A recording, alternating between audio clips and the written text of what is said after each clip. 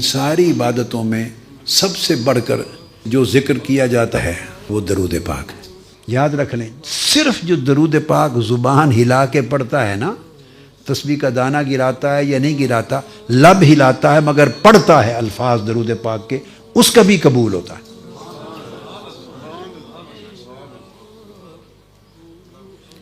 اس طرح کرنے والے ہر نمازی کی نماز کی شیورٹی نہیں ہے کہ قبول ہوگی،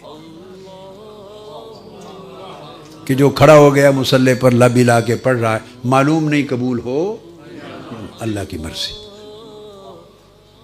آپ سمجھیں نا، درود پاک ایک ایسا ذکر ہے کہ جس نے لب ہلا کے بھی پڑھ دیا اور بہت نیچے نہیں بھی اترا، اس کا بھی قبول ہوگا۔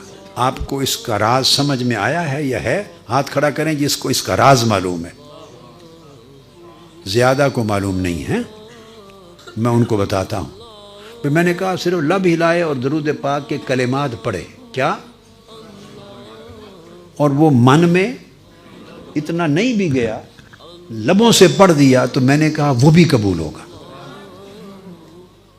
درود پاک کسی کا رد ہوتا ہی نہیں ہے، باقی ہر عبادت رد ہو سکتی ہے۔ یعنی کوئی حج کرے تو وہ نہیں کہہ سکتا کہ قطعی طور پہ میرا حج قبول ہے، عمرہ کرے نہیں کہہ سکتا کہ قطعی طور پہ عمرہ، روزہ رکھے، نماز پڑھے، خیرات کرے، صدقہ دے، زکوٰۃ دے، قطعی طور پہ کوئی گارنٹی نہیں دے سکتا کہ میرا یہ عمل قبول ہے۔ صرف ایک عمل ہے درود پاک، یہ جو پڑھے وہ گارنٹی ہے اس کی کہ قبول ہے۔ اب اس کا راز سمجھنا چاہتے ہیں؟ بولیے۔ بڑا آسان ایک راز بتا دیتا ہوں، باقی اس کے علاوہ بھی بہت بڑے بڑے راز ہیں، بہت راز ہیں، مگر ایک سادہ سا راز جو آپ کو ایک سیکنڈ میں سمجھ آ جائے گا اور بھولے گا نہیں۔ وہ کیا کہ یہ رد ہوتا ہی نہیں کہ آپ پڑھیں درود پاک، اللہم صلی علی سیدنا محمد۔ اب پہلے لفظ کیا ہیں؟ پھر اونچی آواز سے پڑھیں، صلی علی سیدنا و مولانا محمد۔ یہ درود پاک شروع ہوتا ہے کہ اے اللہ تو ہمارے آقا و مولا حضرت محمد پہ درود پڑھ۔ یہ درود پاک کہ پہلے الفاظ کیا ہیں؟ اللہم، اے اللہ۔ آپ یہ نہیں کہتے کہ میں درود پڑھتا ہوں، کیا؟ آپ یہ نہیں کہتے کہ حضور علیہ السلام پر میں درود پڑھتا ہوں یا ہم درود پڑھ، یہ نہیں کہتے۔ نماز میں کہتے ہیں ایاک نعبد، ہم عبادت کرتے ہیں تیری۔ نماز میں کہتے ہیں اے اللہ ہم تیری عبادت کرتے ہیں، وہاں ہم ہے، وہاں ہم تیری عبادت کرتے ہیں، نماز میں کہتے ہیں۔